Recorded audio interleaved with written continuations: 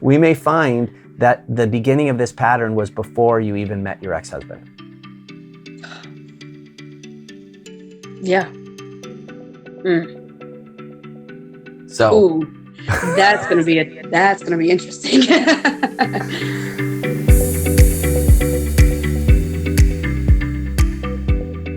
so we are so happy to be with Jessi today. And we're really excited. This is actually episode 1. Woohoo! Episode 1 of Shift Your Perspective. Yeah, we hadn't even told you the name yet, but the name is Shift Your Perspective. And the intention is to help people shift their perspective. Because so often people really see things the way that they see it. It's like the one way that they know, and they see it in one way. And so it means something to them, and they make choices based on the way that they see it.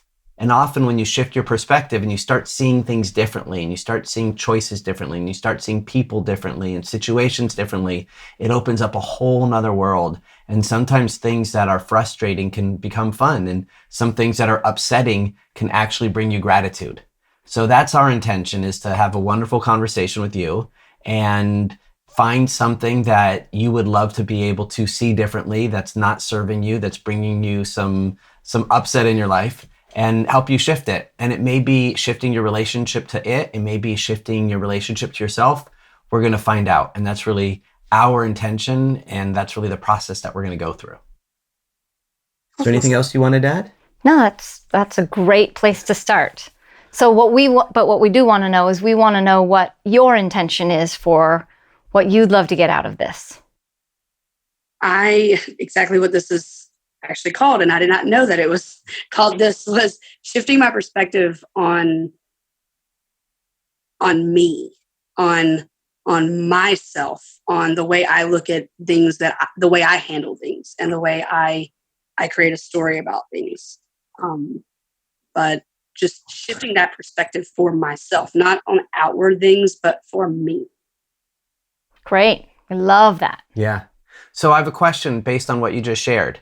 So do you find yourself that something will happen and then afterwards you'll be thinking about it and you'll go, oh, like, why did I say this, or why did I do that? And so you kind of look back at some of the choices that you make and you go, like, they're not the choices that you, maybe with a little bit more time and different perspective, you would have made a different choice. Oh, 100%. I used to do that a lot, all the time. I'm not alone. You're not alone. I would have business meetings, and then I would leave the meeting and I would replay the entire conversation in my head, and like, oh, I said that and that sounded really smart. And oh, why did you say that? That didn't come across great. And I would really just break down everything that I did, good, bad, right, or wrong, all the time. Yep, that's exactly. I replay situations that happened 10 years ago. And I'm like, why did I do that? That doesn't make sense. Now I wouldn't do that. Now it would be a different person. So I do it often. Okay. Great. So we got your intention is that you really want to have a different relationship to the way that you experience inside of you. Maybe the way you hear yourself talk to yourself, the way that you hear yourself create what you want out of something, your evaluation after something happens, and less of how you should engage out in the world, but more about how you treat yourself in the process and how you experience the process beginning, through, and after. And what I'm hearing is kind of like two things, and one may lead to the other, but one is how in the moment to be able to step outside of the situation in order to then make different choices than you have been up until now. And then the second one is once things have happened, how to be at peace with them and not to have the running dialogue of all the time of the judgment about yourself and the situation. And you're probably, if you're thinking about how you did or why you did that, you're probably also thinking about other people and why they did the things that they did as well. Oh, yes. That judgment sits in, that I so very badly fight against judging anybody at any times because we don't know their story, but it comes to play later on, definitely.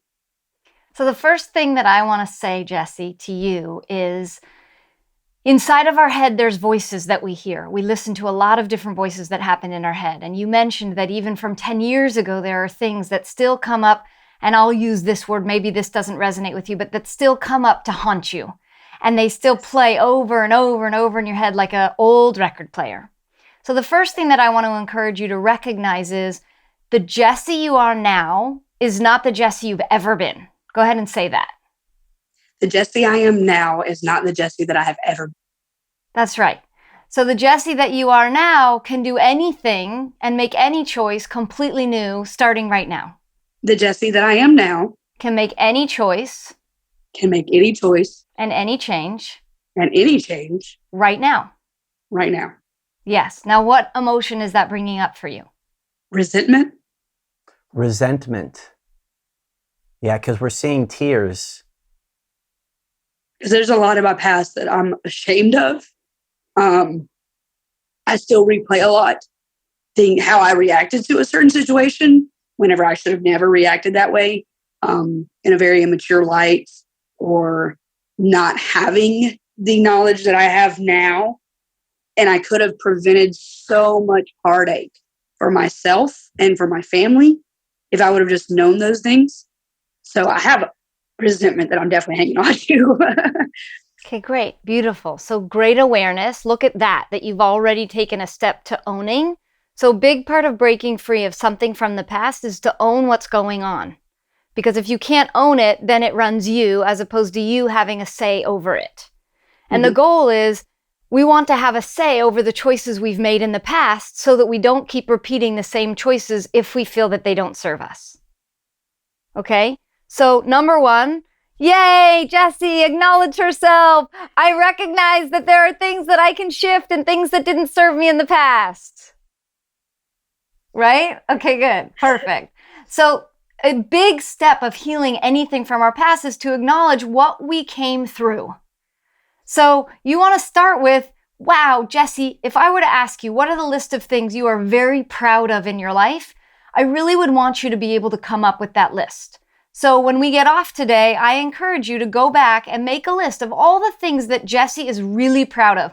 Not just today, not just in the present moment, but really take inventory over the years of your life for all the things that were not done the right way, not done maturely, that you mentioned you resent. What are things that you did that you are proud of, that maybe went unnoticed, unacknowledged, unappreciated, and so because no one else saw it, you didn't see it and you didn't acknowledge yourself for it? Because we want to start adding all the pieces of your life that didn't work for you, as well as those that you may have lost awareness that they did work for you, but because they were so wrapped up in so many other things, we as human beings often hang on to the criticism, thinking that's what's going to get us further. That's going to drive us to change and see it a different way. A lot of that. And I noticed different people. Awesome. I noticed that when I said that, you kind of had like a bright eye, like, oh, what was that That's about? what that was. That more or less, because it always was like a self-reflection, like I caused this, I did this, I that kind of thing. But there was other people to play. Like it wasn't just me. I was reacting to somebody else and how they did this, and I really just need to let that go. Like it doesn't serve me any purpose at all. At all. So do you mind if I share something? So here's good news. You ready for some more good news? We can do a search on Google. We can look on Amazon. We can look all over, and we can't find any physical proof of anything that is equal to, that's creating your resentment, that's creating your sadness, that's creating your shame. It doesn't exist anywhere except wherever Jessi's creating it.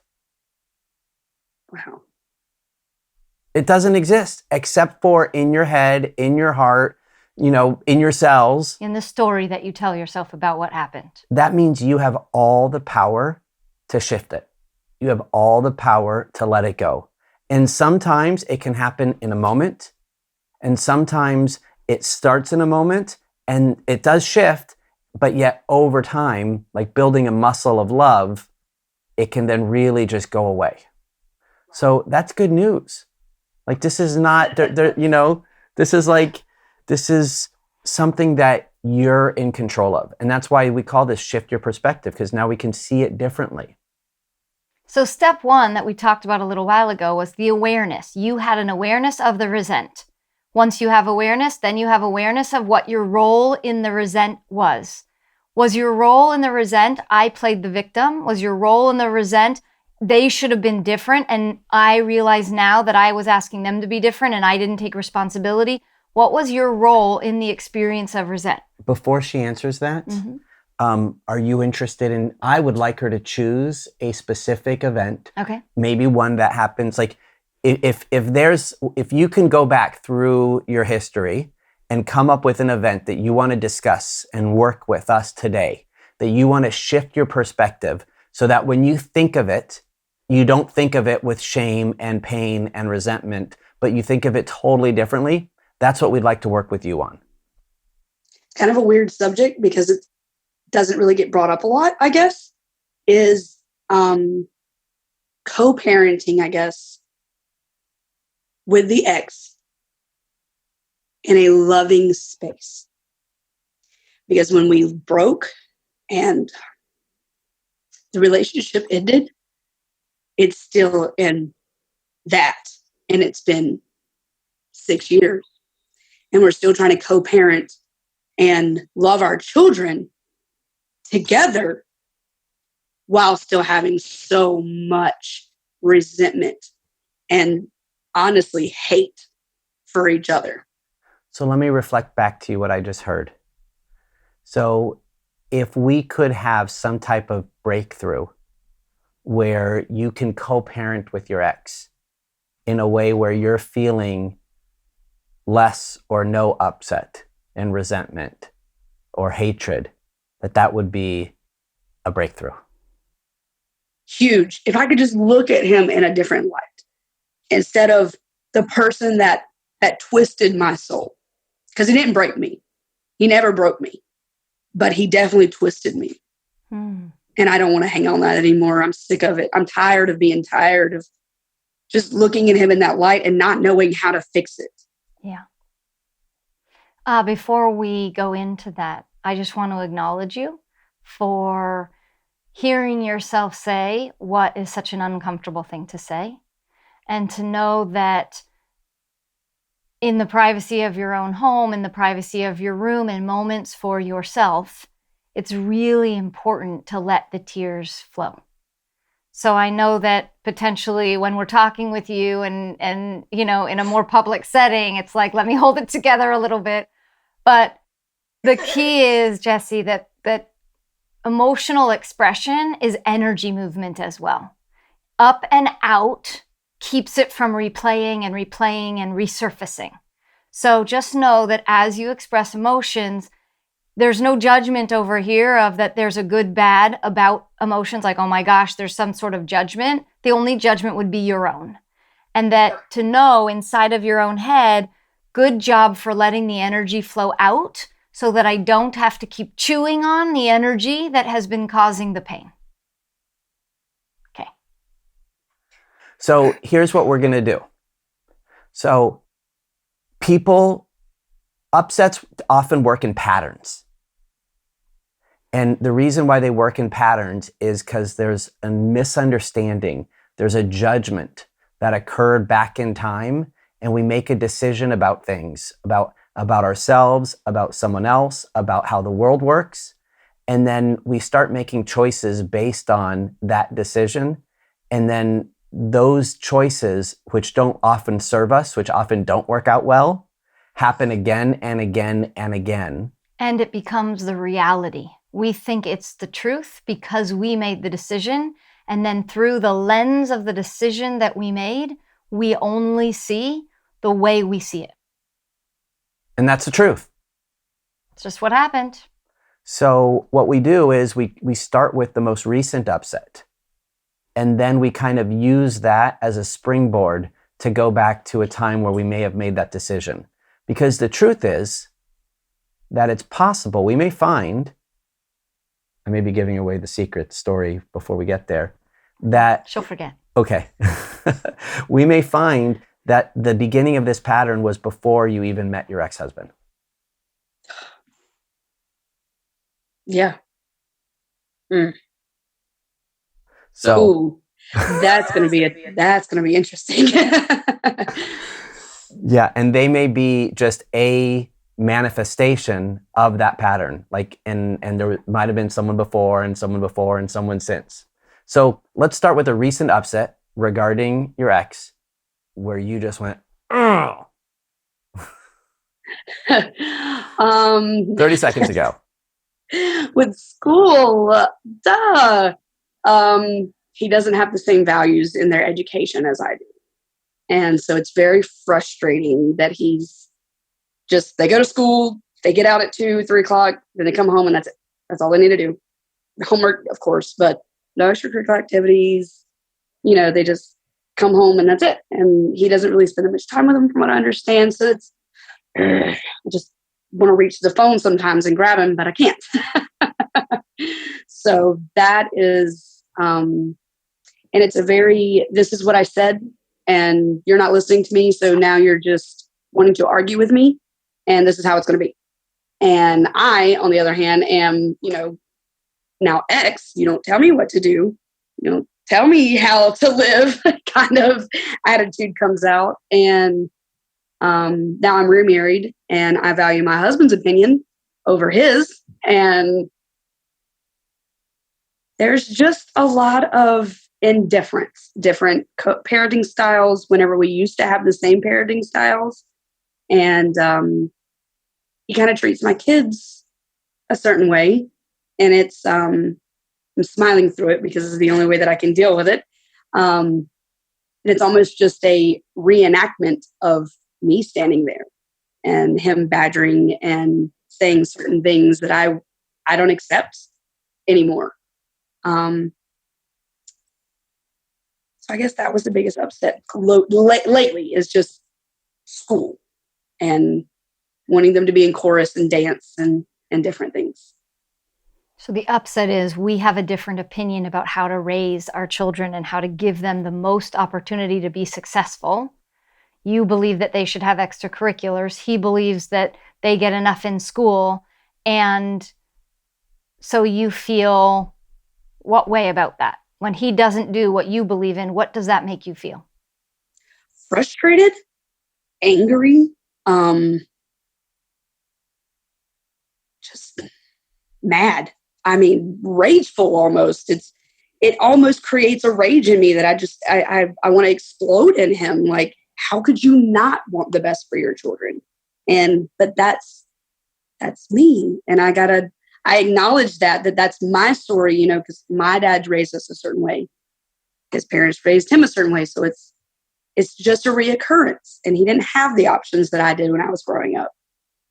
So I do take a step back after the thought, not during the conversation. I don't think during the conversation. It is always a split decision reaction, and I need to have that second. Well, what I just heard you say was really powerful. I realize that we had a different upbringing. So the way he would consider something is at a completely different way of consideration than the way I consider something based on what we were given. What I know and what he know are different. How I do it and what he does are different. Not because we don't want them to be the same, but because what we were taught was different. Now, I'm also hearing that you're not saying, and I have an expectation that he should change. Yeah, I do. I try to change him our entire relationship. Yeah. Down to his hair color, the way he dressed, the cars that he drove, the way he spent his money. I had a very high expectation in our relationship, and he didn't hit those expectations hardly any. And so I just tried to change every physiological point of his being. And that didn't work, obviously. Well, can you imagine what it would feel like if the person you were married to basically wanted to change every single thing about Jessi and in essence said, You're not okay the way that you are. I don't like anything about you the way that you are. So unless everything changes, I'm not going to like you and I'm not going to love you. How would that feel for you? That would be damaging. And how might you respond to someone that treated you that way? I would leave. Okay, so you would leave. How else might you treat them? If you weren't leaving yet, how else might you treat them? Negatively obvious, I would not have good things to say to them at all. If they didn't have anything positive to say about me, I wouldn't have anything that positive to say about them. Well, and if you went even further the extreme, what might you actually do instead of having positive or not positive things to say, like saying nothing? If you were saying something, what would you maybe say? Pretty nasty things. Not the best encouraging. Yeah, it would be really hard to be positive and proactive unless you learned those skills in a very nurturing, optimistic, and positive family environment. Yeah. I did not have those skills back in the day. Well, it doesn't sound like he did either. Skills. Yeah, it doesn't sound like he did either. Mm-mm. No, he didn't. He had a very negative upbringing. Very sad, actually. So it sounds like he attracted you to be his partner to help him up level, but the way you went about up leveling him had him feel less than rather than more than. Yes. And so as a result of him feeling less than, he constantly was behind the 8 ball and less than. So then he started showing up that way to you. More and more and more, he was less than what you expected. Go ahead. Okay. Imagine. You okay? Yeah, I just realized I was so mean. Like, I was really mean for 6 whole years. Like, yeah. I have some apologies to make. Okay. Yeah. Yeah, I mean, I was just going to add to that, but you already got there.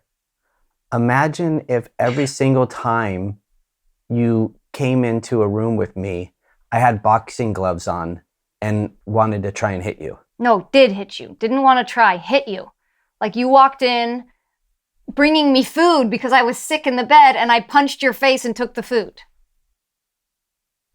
If you know that every time you're going to see Jan, he's going to try and hit you, which I never would do. Okay. But you're going to do one of two things. You're either going to be defensive so that you don't get hit, or you're going to hit me first. That's what people do in relationships. And I always was throwing the first shot because he would throw it first. That's what people do. Well, and not only in like words either, but physically as well. Yeah. We would go at it sometimes and it would not be the most prettiest thing. This was before, children got older and realized what was actually going on. I finally did leave. But, at first it was words and then it was arguments and then it was physical arguments that a lot of them were brought on by me. And I'm not going to play victim. I was in the forefront of it. If something was the way I wanted it or, something was going on that, I just didn't approve of. I was the first one to take the punch. Yeah. Well, and what I trying to be in control of the hear, situation. what I hear, Jessi, is not only were you trying to control it, but you were also very powerful. So there was this really interesting dynamic inside of yourself. You knew what you wanted. You knew the standard of excellence you wanted to operate at. You knew what you wanted for your life and for your children. But the only way Jessi at that time, the skills, the tools, the upbringing, the mentoring, the parenting, the representation, the role modeling you had said, this is how you go get it. And what we're looking at now is, I don't know that that was actually the most effective way for you to get it, considering how it all turned out. Mm-hmm. And I'm trying to change that now for the person that is in my life. Great. Beautiful. Great. And you know what people do is we talk a lot about communication and that people want to be heard. They want to be understood. They want to feel like, okay, the message I'm sending was received and I feel gotten and I feel loved and acknowledged. But if someone communicates and the partner or whoever they're communicating with doesn't respond in a way where they feel heard, they'll usually say it again, a little bit differently, and then they'll say it louder, and then they'll scream, and then sometimes they'll fight. And at the base, at the core, is a simple message of, this is what I'm trying to express. Why aren't you getting it? And see me, hear me. And people escalate. And they just escalate to physical sometimes. And I just want you to know that that's what happens. So it's like an instinctual thing. It's really hard for us to control when we don't feel gotten. Yeah. So what we want to do is we want to especially when you see that your entire life. Like, I see the way you get a point across is to put hands on somebody. My dad was a Marine. So like, he had an altercation in public, it was going to turn into a brawl. Family members, it was a brawl. Like, it was always a fight. And so that's the way I knew to communicate, was fighting and yelling, screaming, and physical altercations. And that definitely spilled into my past relationship. Well, I think that's where we go into right now. Okay. I think that we go to the earliest time. So can you go back to the earliest time you can remember that in order to get your message across, you needed to scream, you needed to fight? Like, and it may be as early as first grade, 5, 6. It's okay, Jessi. It's all part of the process. It's okay. Keep breathing. That's right. It's okay. Yeah, I definitely remember that. My mom and my dad used to fight. Like, my biological mother, because I have a stepmom that's in my life now that he wouldn't dare put his hands on. But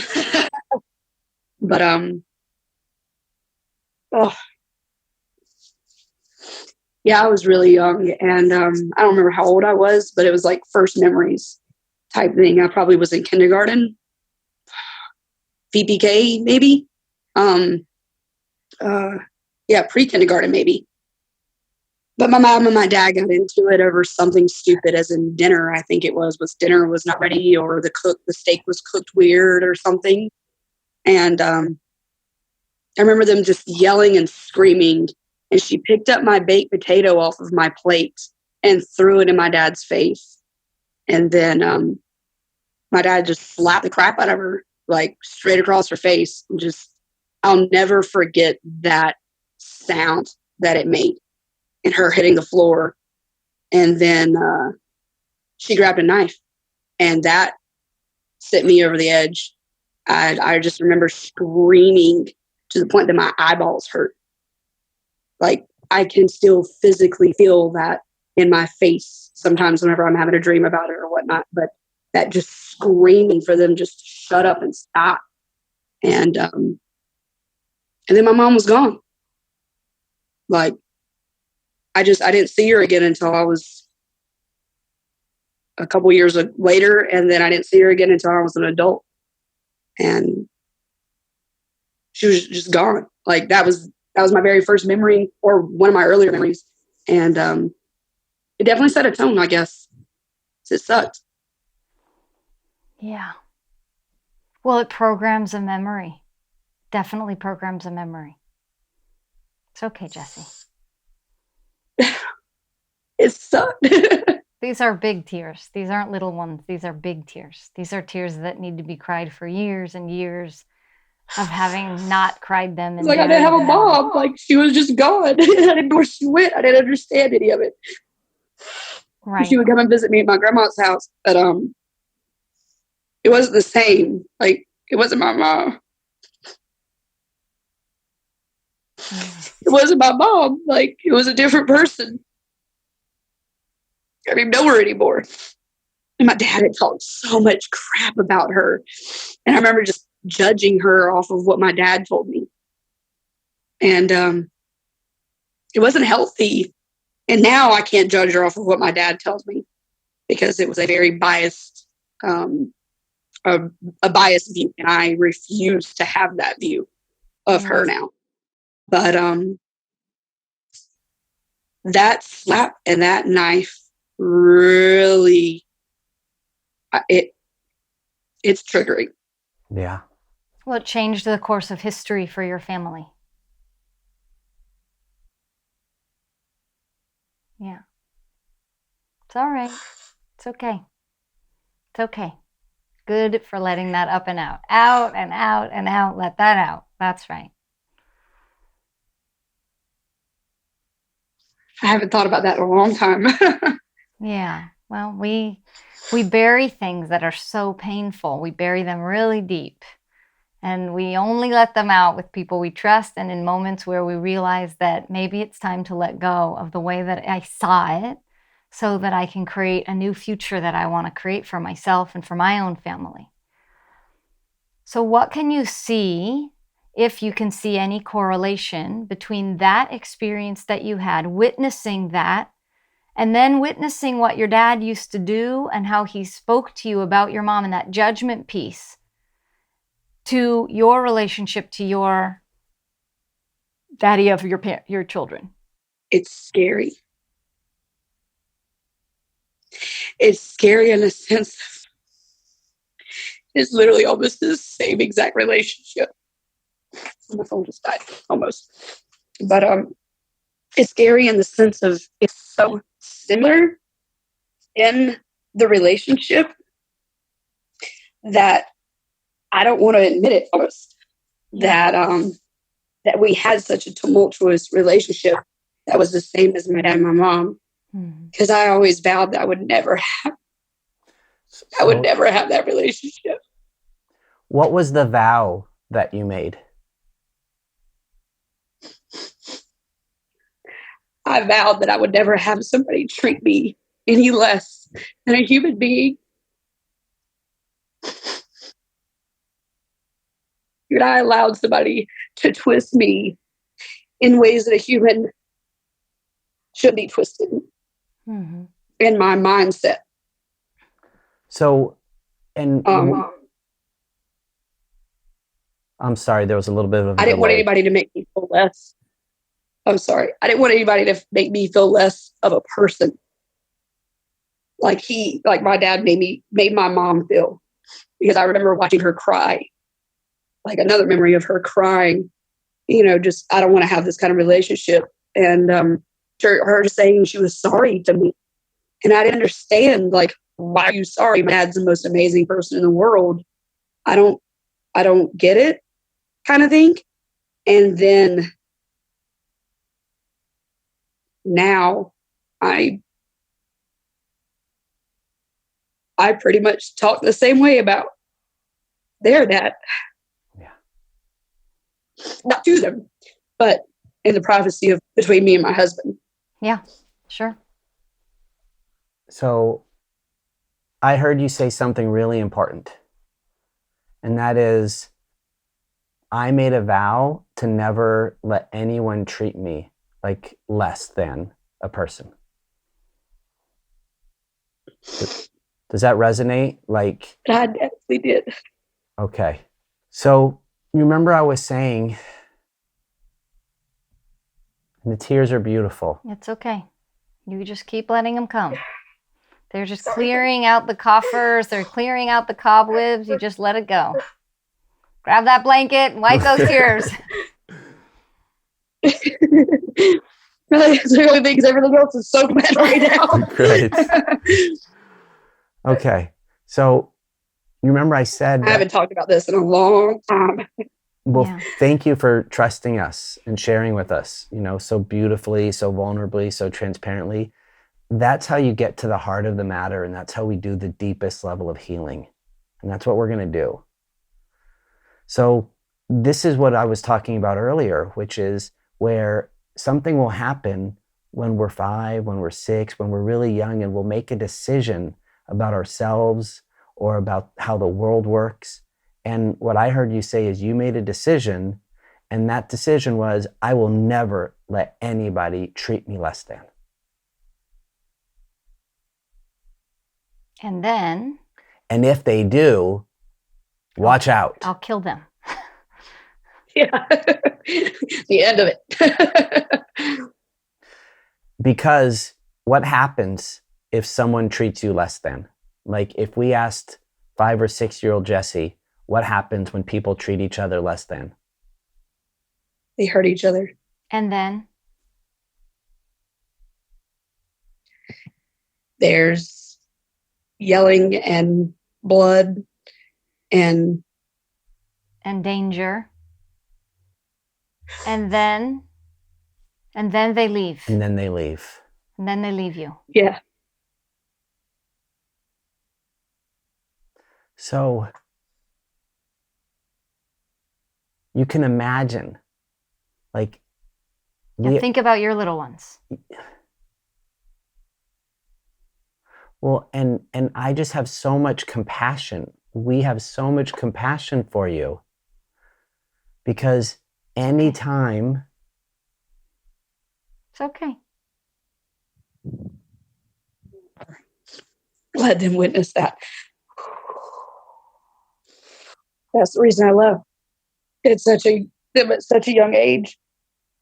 My oldest one was not even 2 whenever I left, because I couldn't have them witness and remember that level of intensity, of that level of hate towards each other.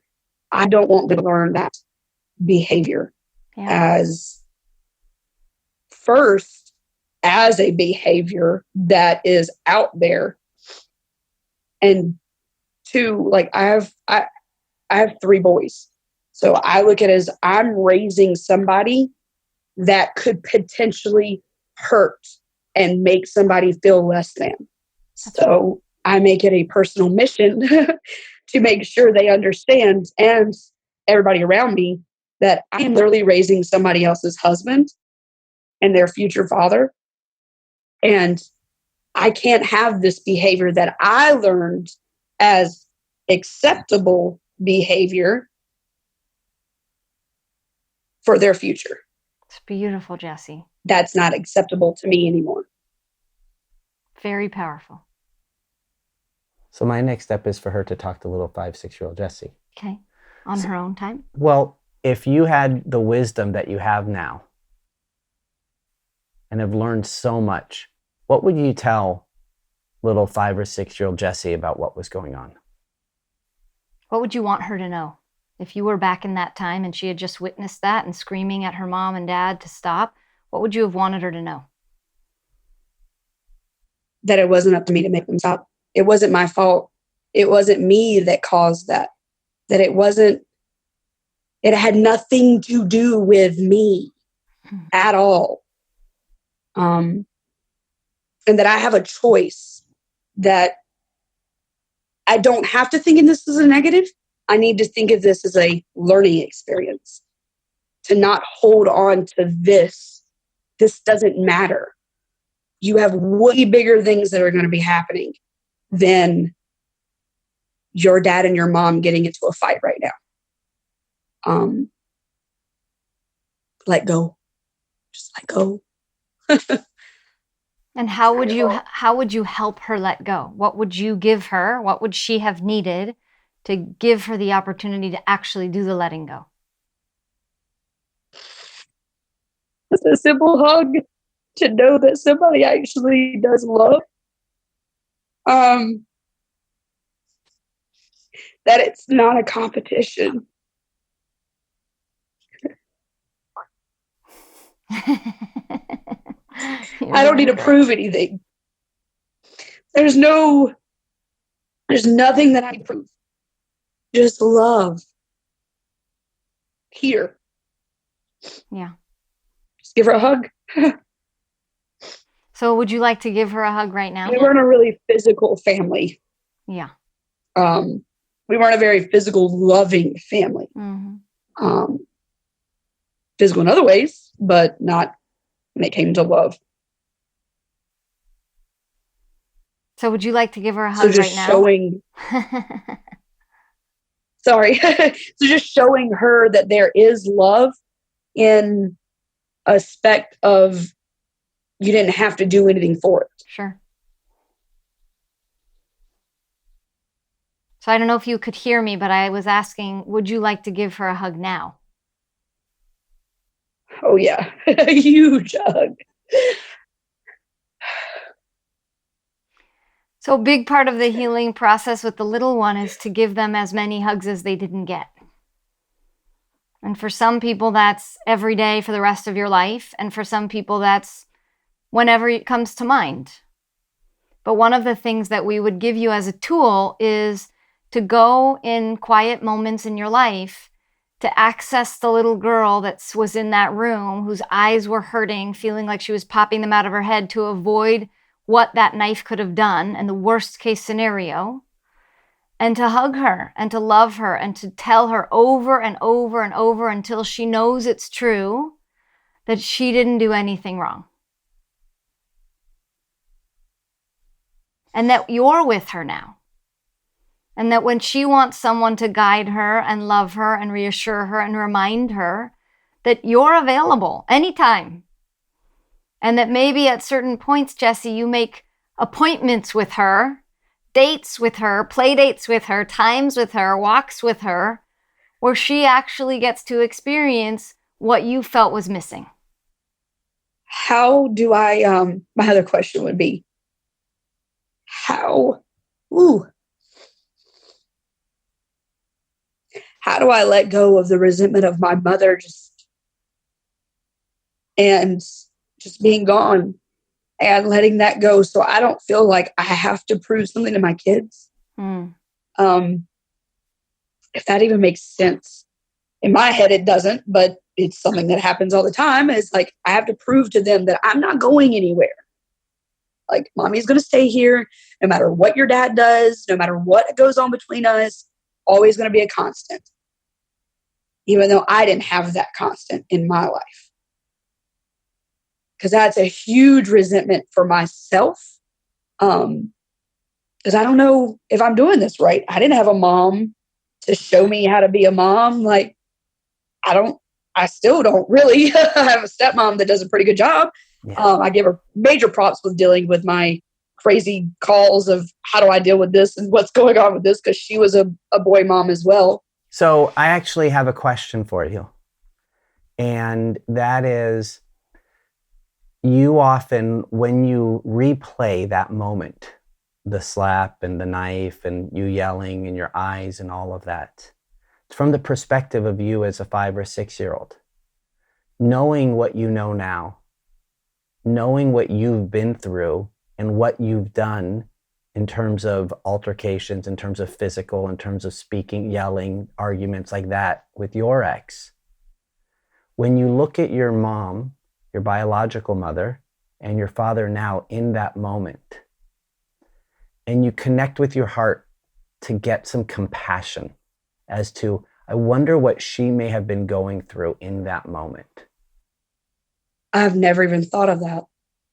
She was feeling attacked. Like she did something wrong whenever all she was doing was her best. She felt belittled. So I remember what my dad said to her, like, why can't you just do this right? She did. She did do her best. Probably pure frustration because it happened all the time. It wasn't just over a steak. It was over the ketchup in the wrong spot in the refrigerator. The tea wasn't cold enough. There wasn't enough ice cubes. He didn't have his beer ready. Things now that I would look at my dad and go, are you kidding me? You are a grown man. Get up and go do it yourself. Yeah. Now. Now I wouldn't deal with the immaturity. Now I wouldn't deal, if I was walking into the room and they were screaming and yelling, I would look at them like they were absolutely insane. And why are you even screaming? Yeah. Lower your voice and talk like a normal human being. Just the logical Jessi would come out. But back then. Right. So you can imagine, now that you've seen her with some compassion, where she's so frustrated and she's so hurt and she's constantly being told what she's doing wrong. And then she gets slapped to the point where she pulls out a knife, she grabs a knife, and you can imagine she probably did not like herself in the moment for grabbing the knife. No, we've talked about that. Well, she probably got scared that if she could do it in that situation, what button would be pushed now that could have her hurt you guys? That's why she left. She said that the moment of her grabbing a knife and not caring that if the father of her child died in front of her child was her breaking point. So with that perspective, when you look at her choice to leave, how does that make you feel? What do you think about her choice to leave now? I don't blame her. But also coming as a mother, like, why would you leave your child in that situation with that person that you want to kill in this moment? How did you turn out? That's questionable. No, I think I turned out okay. I have the knowledge from that relationship and watching that happen that I wouldn't do that in front of my children because I know the damage that it happens. Yeah.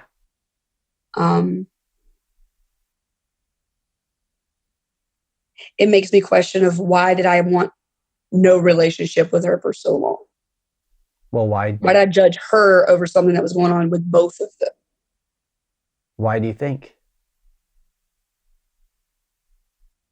My dad just saying all those nasty, just feeling literally filling the bucket with just so much hate for her. Yeah. A preconceived story, I guess you could say, was put into my head about her. And then whenever I started getting to know her, it was a different side of the story that I actually could relate to at that moment. Yeah. Because I had already been through it and understood the feeling of having yourself taken away from you pretty much in essence. So my answer to how you turned out is based on what you shared before, which is that you're a loving mother of 3 who's really doing the best that you can. And chose a beautiful husband to help create with you, who understands how to treat you differently. And that you're speaking with us right now because you have an intention and a desire to always grow and always do better.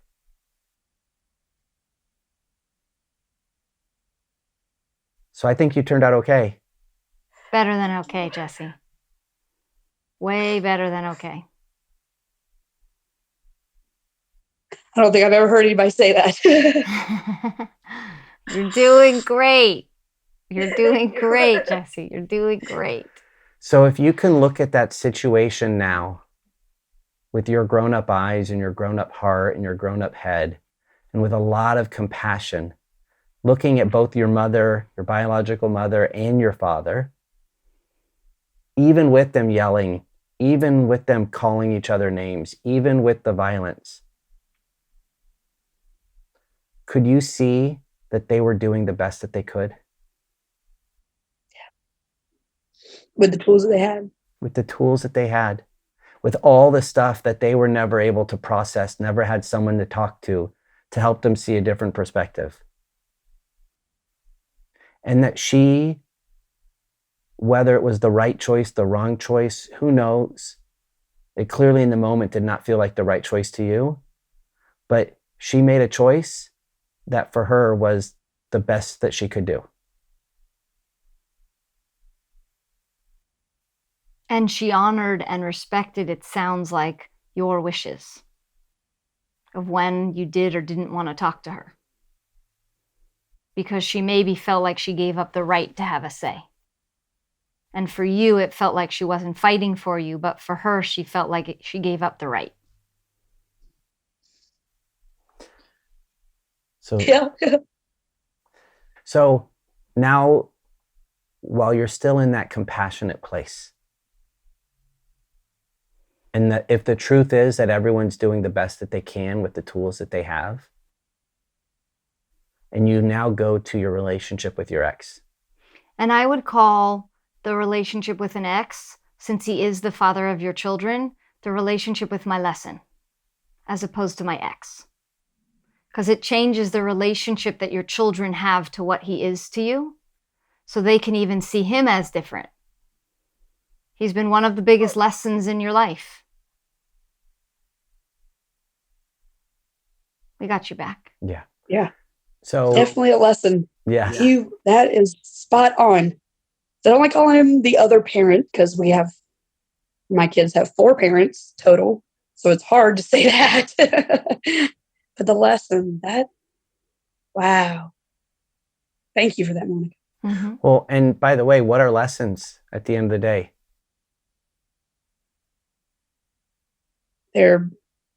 I think of them as like lessons in a book. Like you have all these lessons, and then they're going to amount into a teaching session, a learning experience, things that you grow from and you up level from. So I would call that a gift, a blessing. Yeah.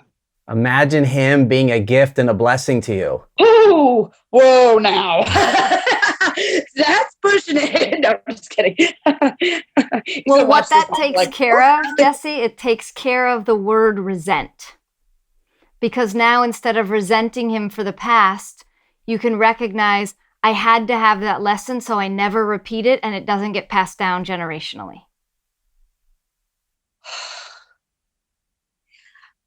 Y'all, I have like a weight off my chest. That's good. Those are good tears. Cry them. That is like a huge weight. Like I can breathe almost if I look at it that way and never look at it as a negative relationship again. This was literally a learning point and a blessing to me to not have it happen again. For my kids, it was a blessing for my kids. It was a blessing for my grandchildren. That's right. Wow. That's right. Y'all. Girl, you changed history. You changed the entire course of history in your family. Yes. Little did you know, Jessi. Little did you know. That is a weight lifted. This is actually happy tears. Yay, happy tears. Wow. Awesome. So now when you look at him and you consider 2 things. 1, he's doing the best that he can. These are some of the lessons that we learned. He's doing the best that he can with the tools that he can. Okay? The tools that he has. The tools that he has. Mm-hmm. Thank you. Great. And another thing is that you're doing the best you can with the tools you have. And the third part is that you have some responsibility in his behavior.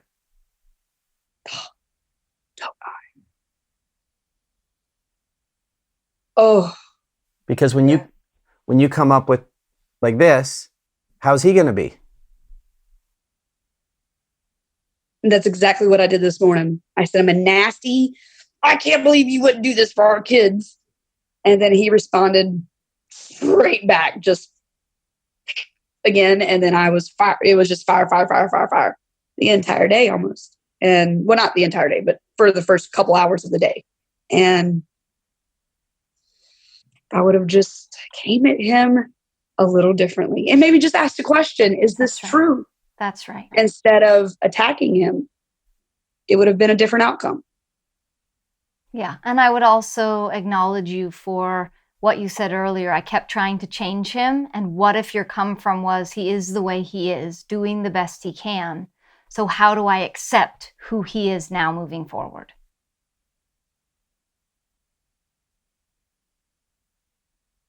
Wow. Because I accept his past and I accept the way he was brought up because he didn't have any control over that. I just need to accept him for who he is, how he is, his story that he has, because it's not mine. Mm-hmm. Our relationship could be totally different. Yeah. And when you watch this recording, if you could take that sentence and change him to me. If I could just accept my past and the way I was raised and my story. And who I am. Oh, man. Yeah, I could come totally different into life. That's into my business, into everything, my family, my husband. Awesome. Consider that all of this was designed to teach you to love yourself. You asked for this. And I'm really starting to love myself. Good. Yeah. I'm just learning to do that. Good. So, because I still see myself very twisted. It's not broken. I refuse to use that word. That is a vow that I've always made, that nobody will ever break me. Great. No matter what. They might change me. They might twist me. They might do something, but they're not going to break me. But we don't even need to go to those words anymore. Yeah. I'm learning how to see me. They were something that was teaching me to love me. That's right. To accept me for me. That's right. And nothing more. Yes. Oh, Lord. Oh. and then when you bring that forward to every other conversation that you start running in your head about what did you do and what did you say and did you say it right or any of those things, then if you come from a place of I'm doing the best that I can and I'm doing great, you can let all those thoughts go. Because it all works out. Because stuff that in the moment may often look like it's not working out and I'm twisted, but you're actually being twisted in the way that you're supposed to be twisted because it all works out. Because even the most horrific moments, like what occurred when you were young, it still led to where you are right now, which is a beautiful mom, children, doing the best that you can. Yeah. And so for the sake of just kind of speed, and if we were doing more sessions, I would let you come to this by yourself, but I'm just going to kind of share what would happen, and you could listen to this and then you could take this and turn it into your own words. What would happen if you reached out to him at some point and said, I want you to know that I really get that you were doing the best that you could. And that I'm really sorry for judging you for who you were and always wishing that you were different and telling you how you could be different. And I really get my role in how you behaved. Like, I see how I could always like make you respond to how you would respond to things because of how I was seeing you. And now and treating you. And I just want you to know that I appreciate, like, I'm excited to, you know, that we have these kids and that they're turning out great. They really are. Awesome, Jessi. Well, we are proud of you and acknowledge you for the work that we did. We definitely recognize a new way of seeing things that you are stepping into. And stay tuned for your episode of Shifting Your Perspective. And just remember, everyone's doing the best that they can. And you're doing the best that you can, and you're doing great, and it's all working out. Thank you so much. Awesome, thank you girlfriend. so much. Thank you. Wow. Thank you. I know, like, really thank you, because this is like a huge weight. I feel different than I did, I don't know, what, an hour ago? I don't know. I think I'm going to definitely have a conversation the next couple of weeks. Great. Well, we want to know how it goes. So please let us know so that we can update people when they watch this. It's awesome. All right, girlfriend. We'll talk to you soon. Bye-bye. You're Bye-bye. welcome.